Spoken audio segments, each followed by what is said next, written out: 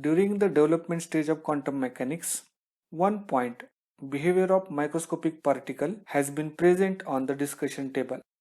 The famous scientists Bohr, Planck and Einstein put their views on that discussion, but the French physicist de Broglie came with acceptable answer called de Broglie hypothesis, or also called as a wave-particle duality. Let's discuss about the de Broglie hypothesis or wave-particle duality in this video.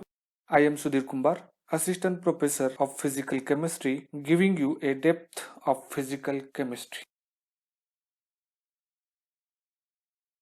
In 1913, the physicist Niels Bohr proposed very famous atomic theory.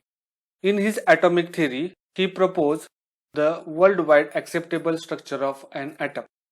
According to Niels Bohr, the atom consists one small particle called as the electron.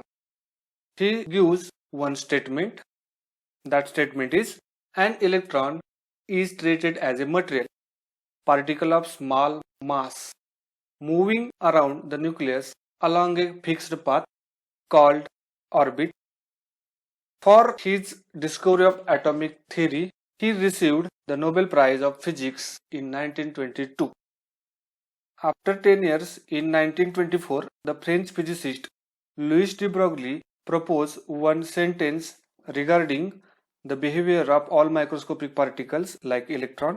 According to Louis de Broglie, an electron, like all matters, have wave nature under proper condition. Here, he also proposed that not only electron has particle nature but also it has wave nature. This statement is further known as a de Broglie hypothesis. For his discovery, he received the Nobel Prize of Physics in 1929. But de Broglie hypothesis is purely theoretical one. De Broglie fails to provide an experimental evidence for his de Broglie hypothesis. After few years, Davison and Germer experiment provide an experimental evidence for de Broglie hypothesis. Immediately after experimental evidence, Louis de Broglie received the Nobel Prize. In 1927, two scientists, Lester Germer and Clinton Joseph Davison, performed one experiment called as a Davison-Germer experiment. In his experiment, the electron scattered by the surface of a crystal of nickel metal and displayed a diffraction pattern. Here, the diffraction pattern evidences the wave nature of an electron. This supports the statement of de Broglie hypothesis. The wave nature of radiation has been well established by the phenomena of diffraction and interference. The electron also shown to exhibit the diffraction phenomena as well as the interference phenomena. This leads to a view that electrons also have wave properties associated with them. It means that an electron has a dual nature, particle and wave. The scientists Planck and Einstein proposed that the light consists of photons with definite energy. Here photon means the particle nature of the light. Later on, it confirmed by the photoelectric effect. From this discussion, we conclude that the electron has dual nature, wave as well as particle. As electron is microscopic particle, we also say that the microscopic particle has dual nature. Therefore, the de Broglie proposed his hypothesis, de Broglie hypothesis. The statement of de Broglie hypothesis is all microscopic particles like electron, photon can behave as a wave as well as particle, called wave-particle duality or dual nature of particle. He also proposed equation lambda is equal to h upon mc, which is equal to h upon p, where lambda is the de Broglie wavelength, h is Planck constant, m is mass of the microscopic particle, c is the velocity of microscopic particle, p is the momentum of the microscopic particle. Proof of de Broglie hypothesis. For deriving the proof of de Broglie hypothesis, the scientist de Broglie considered both cases of microscopic particle. The case number first, all microscopic particle that behave as a wave. The case number second, all microscopic particle that behave as a particle. Let's take one example of a photon. In first step, they considered photon as a wave having frequency nu. Such type of photon having wave nature that has energy. The energy of such photon is given by one of the theory called Planck's theory. The Planck theory gives relation for energy E, which is equal to h nu. In this equation, E is energy of photon, h is the Planck constant, nu is the frequency of that photon.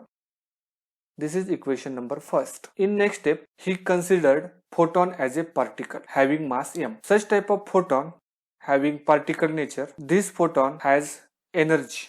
This energy of photon is given by one of the well-known Einstein equation, E is equal to mc square, where E is the energy of photon, m is the mass of the photon, c is the velocity of the photon. This is equation number second. If you observe equation number 1 and 2, the left hand side of this equation is same. Therefore, the right hand side of equation number first is equal to the right hand side of equation number 2. Therefore, h nu is equal to mc square. This is equation number 3. In next step, we insert the value of frequency in equation number 3. We know that the frequency nu is equal to c upon lambda. Therefore, we insert the value of nu into equation number 3. Then equation 3 becomes as hc upon lambda, which is equal to mc square. Here c upon lambda is nothing but nu. This is equation number 4. Now, in next step, we cancel this c with one c. Then equation 4 becomes as h upon lambda, which is equal to mc. This is equation number 5. Now, in next step, we are going to make a little rearrangement. Lambda on the left hand side that goes to the right hand side, and mc that present on right hand side that goes to the place of the lambda. Then equation 5 becomes as lambda, which is equal to h upon mc. This is equation number 6. So, the equation number 6 is called as a de Broglie equation that relate the lambda with the mass of the microscopic particle. Now, if the photon that travel in a space with velocity c, its momentum p is given by p is the product of mass and velocity, that means which is equal to mc. This is equation number 7, where p is the momentum, m is the mass and c is the velocity of the photon. Now, we are going to replace this mc by the quantity p, which is called as a momentum. Now, the equation 6 becomes as lambda is equal to h upon p. This is equation number 8. This is also de Broglie equation. So, equation number 6 and equation number 8 are called as a de Broglie equation. Also, from equation number 6 and 8, we will write this equation, lambda is equal to h upon mc, which is also equal to h upon p. This is also called as a de Broglie equation. Now, the meaning of the term: lambda is the de Broglie wavelength, h is the Planck constant, m is mass of microscopic particle, c is velocity of the light, p is the momentum of microscopic particle. Now, equation 9 has both characteristics, wave as well as particle. How? Let's see. Lambda quantity in equation number 9 that reflect the wave characteristic of the photon, while the m quantity in equation number 9 that reflect the particle characteristic of the photon. If you observe the equation number 9, the de Broglie scientist that relate the wave characteristic of the photon with the particle characteristic of the photon. From this, they conclude that every microscopic particle, for this case they consider photon, having dual nature, wave as well as particle. Also, they observed one relation between lambda and m, that is, lambda is inversely proportional to the m. That means the de Broglie wavelength of microscopic particle is inversely proportional to the mass of microscopic particle. Let's understand. If the mass of microscopic particle increases, then the de Broglie wavelength of that particle decreases. It means that here the de Broglie wavelength of that particle is not considerable. But if mass decreases, then the de Broglie wavelength increases. In this case, de Broglie wavelength now considerable. So up to here, this is about de Broglie hypothesis and proof of de Broglie hypothesis.